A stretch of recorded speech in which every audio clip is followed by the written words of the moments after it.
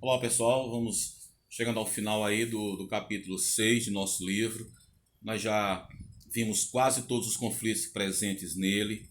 Esse é um dos últimos, no máximo mais um ou dois, para finalizarmos esse conteúdo e fazermos alguns exercícios sobre a matéria que foi aplicada nessa nossa nova metodologia. Hoje eu escolhi para vocês trabalhar mais uma vez o Oriente Médio numa grande manifestação ocorrida lá naquela região, tá? Que recebeu mundialmente o nome de Primavera Árabe.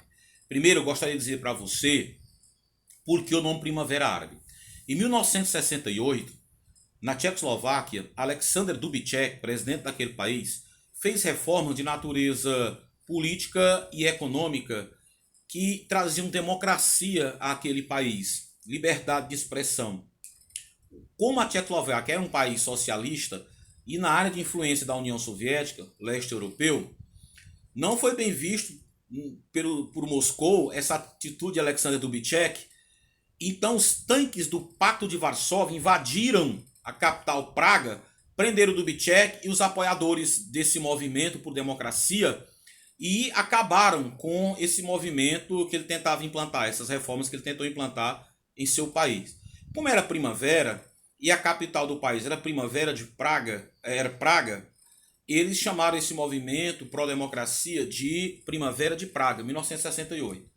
No ano de 2010, começou no norte da África, onde existem países muçulmanos, e posteriormente no Oriente Médio, uma série de manifestações por democracia. Logo, deram a esses movimentos, essas revoluções, o nome de Primavera Árabe, visto que árabe é o idioma falado pela maioria dos países que passaram por esse movimento. Não era período de primavera. Quando esse fenômeno começou, esse fenômeno social começou lá, era dezembro de 2010. Isso quer dizer que era período de inverno, tá? Pela estação era inverno nos países árabes, mas por conta da coincidência, por lutar por democracia, deram a esse fenômeno político e social o nome de Primavera Árabe.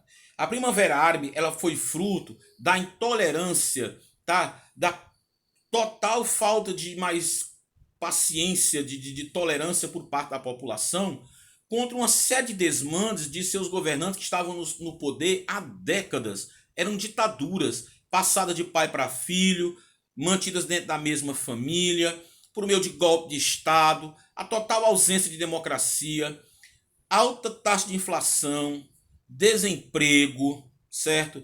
Falta de projeção de perspectiva social, pouca liberdade de expressão, tá? Uma situação econômica amplamente desfavorável e os privilégios mantidos por esses ditadores para si, seus familiares e seus apoiadores. Uma minoria e a maioria da população vivendo numa situação catastrófica.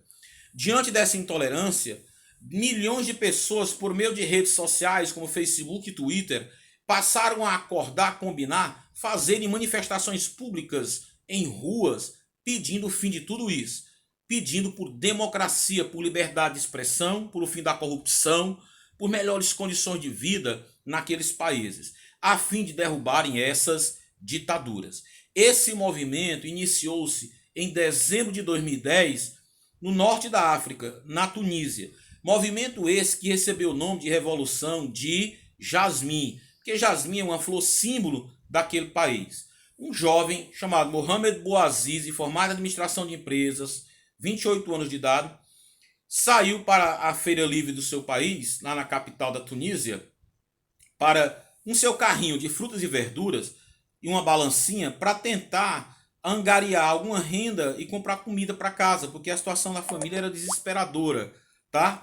Diante dessa situação aí, ele começou a vender na feira e foi abordado por autoridades do governo da Tunísia, pedindo autorização dele para trabalhar naquele lugar. Ele não tinha. Então exigiram suborno dele. Ele se recusou a pagar suborno porque disse que era a corrupção a maior culpada por aquela condição de miséria que o país inteiro estava vivendo, inclusive ele, tá?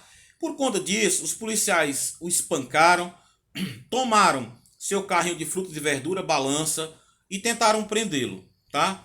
Revoltado com a situação e tentando levantar a população para lutar contra ela, ele ateou fogo ao próprio corpo e morrera em janeiro de 2011 em consequência dos ferimentos das queimaduras que sofreu. Tá? O gesto de desespero dele desencadeou uma série de manifestações por o país inteiro pedindo mudanças, pedindo por democracia no país. E após as manifestações, caiu do poder por aquele que o chamado Ben Ali, Zinedine Ben Ali, um presidente que estava no poder há mais de 30 anos. Caiu, fugiu do país para a Arábia Saudita, foi feito um governo de transição, uma nova constituição, e o país passou a ser governado por uma espécie de conselho, por um partido que lutava contra o presidente Ben Ali, certo? O governo que foi extremamente cruel com aqueles que eram mais pobres, tá? O problema é que hoje, dentro da Tunísia, existe uma guerra civil entre três grupos que lutam pelo poder. A Primavera Árabe, a princípio, parecia ser um movimento que alcançaria seus objetivos, mas em alguns lugares ela retrocedeu. E na Tunísia, infelizmente, foi o que aconteceu. O país enfrenta uma tremenda guerra, um general quer se manter no poder, um militar, e duas etnias também querem o poder, e havendo uma verdadeira chacina dentro do país entre esses grupos que apoiam o atual governo e os que querem mudança. Veja que a Primavera Árabe não trouxe tantas vantagens assim àquele país. Outro país que passou por uma situação extremamente grave foi o Egito. A foto que você vê aí no slide chama-se de Khaled Said. Ele participava de manifestações pacíficas. As manifestações na Tunísia e no Egito iniciaram-se de forma pacífica quando foram duramente repreendidos pela autoridade policial daquele país. Ele foi preso, espancado e morto na prisão. Ele acabou se tornando um exemplo, como Bouazizi foi lá na Tunísia, esse rapaz foi no Egito. No Egito, a população se levantou para tirar do poder um presidente que estava há 33 anos governando, um coronel, tá? De maldade, de descaso com o mais pobre, tá? De verdadeira atrocidade contra a população. A população combinou o encontro e 1 milhão de egípcios foram à praça de Tahrir pedir a queda de Hosni Mubarak. Mubarak então prometeu fazer eleições livres, democráticas, até o mês de setembro, porque isso era janeiro de 2011. Em setembro era o período de eleição, ele tentou se manter no poder. Só que os Estados Unidos já tinham pedido e exigido a sua retirada, que ele renunciasse ao cargo. Porque tinham descoberto que ele estava tentando era apaziguar a situação, manter-se no poder e preparar um filho para sucedê-lo, tá? Manter o poder na família. E também tentando legalizar e movimentar uma fortuna que ele havia desviado dos cofres públicos no Egito.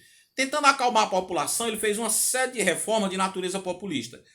Diminuiu a idade de aposentadoria, aumentou o salário mínimo, cortou impostos, reduziu o preço da gasolina, aumentou a oferta em sala de aula, criando universidades, aquelas medidas de caráter populista, tentando acalmar o povo. Era tarde demais. Ele mandou o exército às ruas, tentou manter-se no poder. A princípio, houve confronto das Forças Armadas com o povo. Posteriormente, as Forças Armadas já não queriam enfrentar a população. A manifestação tornou-se novamente de natureza pacífica na Praça de Tahrir, que quer dizer Praça da Liberdade. No Egito, esse movimento ganhou o nome de Revolução de Lótus, uma flor que é símbolo do país. Mubarak renuncia, os militares assumem o poder, prometendo fazer uma constituição, um governo de transição. Passa-se um ano, isso não aconteceu, a pressão popular aumenta para que os militares cumpram o prometido. Então, finalmente, uma constituição é feita e é eleito o primeiro presidente civil da história do Egito. Primeiro civil presidente e eleito pelo povo, tá?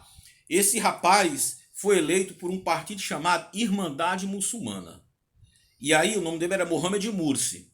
Isso assustou os Estados Unidos e outras potências ocidentais, porque eles descobriram que a Irmandade Muçulmana tinha se tornado um refúgio de muitos ex-membros da Al-Qaeda, aquele grupo terrorista criado por Osama Bin Laden no Afeganistão, e que assustava, tinha comandado aquele atentado de 11 de setembro contra os Estados Unidos. Então, ter membros da Al-Qaeda dentro da Irmandade Muçulmana fez com que as potências ocidentais acreditassem que que o Egito poderia se tornar a nova casa da Al-Qaeda e que o Egito estaria governado por um grupo terrorista e não por um partido político. Então, ele já começou mal o seu governo. Posteriormente, ele fez reformas políticas e econômicas que concentraram o poder todo nas mãos dele. Ele era uma espécie de faraó em pleno século XXI. Aí foi a gota d'água, a população foi às ruas novamente, pediu sua renúncia. Ele mandou o exército atirar contra a população, matou mais de 600 em um fim de semana, mas era tarde demais. Acabou renunciando. Os militares reconquistaram o poder no Egito. Hoje o Egito é um país governado pelo general Fattah al-Sisi, que novamente voltou a governar para os ricos, para a minoria. E a situação ficou tão difícil que um jovem que participou das manifestações pedindo a renúncia de Hosni Mubarak disse que nunca pensou que a situação levasse ele ao arrependimento, porque Mubarak era menos ruim do que o atual presidente do Egito. Veja que o segundo país também passando pela Primavera Árabe. Terceiro país que mereceu destaque, a Líbia. Há mais de 40 anos, a Líbia era governada por um coronel chamado Muammar Gaddafi, tá? 43 anos no poder. Gaddafi era uma espécie de aliado do Ocidente, principalmente dos Estados Unidos, porque todos os países que eu falei até agora, a Líbia era o único rico em petróleo. E vendia petróleo para os Estados Unidos, é membro da OPEP, aquele cartel do petróleo. Então ele tinha, de certa forma, um poder muito grande em suas mãos e foi aliado do Ocidente por muito tempo. Deixou de ser aliado dos Estados Unidos, se tornou um inimigo americano, quando os americanos descobriram que ele estava dando guarita, estava escondendo, protegendo um dos maiores terroristas de todos os tempos, chamado Chacal, que tinha derrubado um avião americano da empresa American Airlines na Europa e matado mais de 250 pessoas. Os americanos pediram a Gaddafi que extraditasse, que entregasse o sequestrador, o terrorista, aos Estados Unidos, e Gaddafi acabou descobrindo que ele tinha patrocinado o ataque terrorista e que dava proteção ao terrorista, rompendo laços diplomáticos com os Estados Unidos. Durante a Guerra Fria se aproximou muito da União Soviética, apesar da Líbia nunca ter sido socialista, desagradando ainda mais os norte-americanos. Tá? Gaddafi, quando começou a Primavera Árabe, repreendeu duramente os manifestantes, mandou foi matar quem estivesse lá.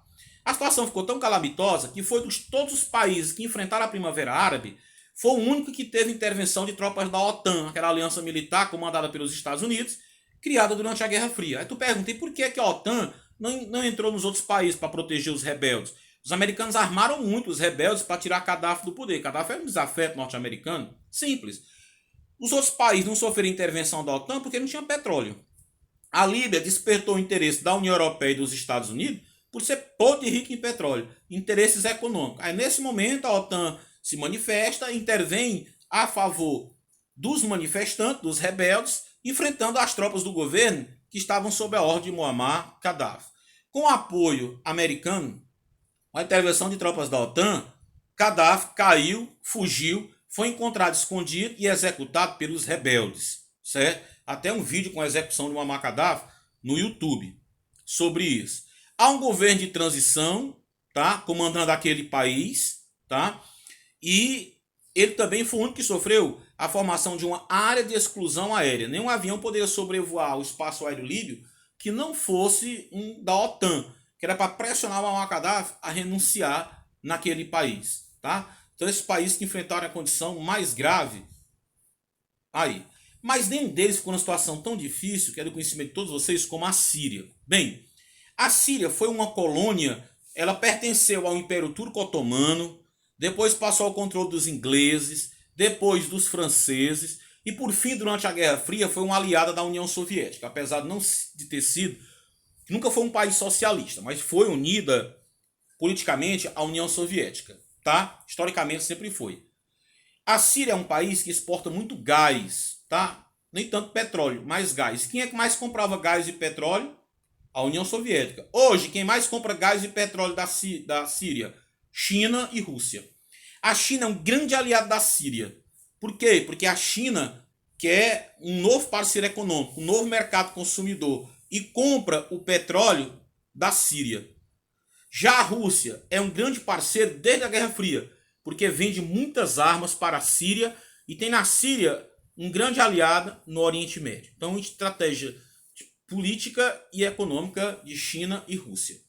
No ano de 2011, 3 estudantes picharam a parede do colégio dizendo abaixo ao regime de Bashar al-Assad, presidente da Síria, do partido Baath. Ele assumiu a presidência da Síria no ano de 2000 com a morte de seu pai. O pai dele era um general, chegou ao poder na década de 70 por meio de um golpe de Estado. Hasif al-Assad, o nome do pai dele, morrera em 2000, passando o poder para seu filho. Desde a década de 70 até hoje, a Síria é governada por uma só família, a família Assad. Esses alunos, eles foram presos, mas foram duramente, violentamente espancados pela polícia da Síria por ter